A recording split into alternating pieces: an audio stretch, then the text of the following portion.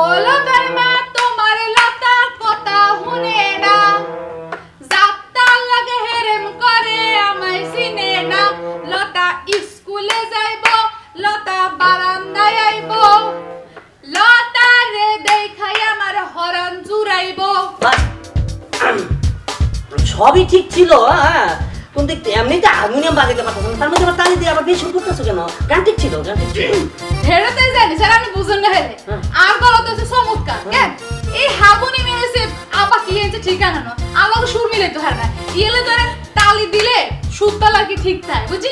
ও আচ্ছা আচ্ছা, সব বুঝলাম। ওই লতা ডাকাটা আর নাই কি এখন এই জমজেম তো লতা বইরে সামনে চোখে বুঝে দেন না। আমি তোমারে কইলাম কুনির মা কোন গানটা তুলতে, আর তুমি তুলছো আরেক গান। এটা তো এক গানের থেকে আরেক গানে গেল কেনা? ধরো ধরো কুনির মাটা। আনে স্যার কি কোন আর নিজে ওকে নারী আর ওকে নারীর নামে কিনলে গান গাইম।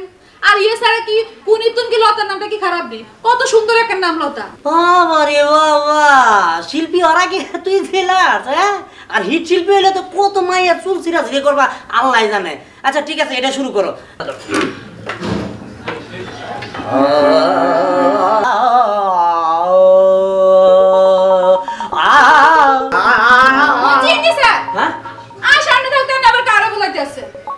কারোর বুলাইতেছি না তো, এটা একটা সুর। ও আমি মনে করছি আপনি গলা মধ্যে বুঝে কাশি হয়েছে, মানে খ্যাকর খ্যাকর করতে আছে।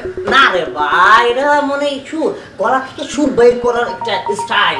এটা বলে কি ক্লাসিক্যাল একটা রিদম। হেডতন বাইর কর, হেডতন বাইর। আচ্ছা থাক, ঠিক আছে, এটা বাদ, তুমি এটা পারবা না। আমি তোমাকে আরেকটা গান শোনাই। আমি তোমার বাড়িতে গিয়া একবার ঘুরে আসতে চাই।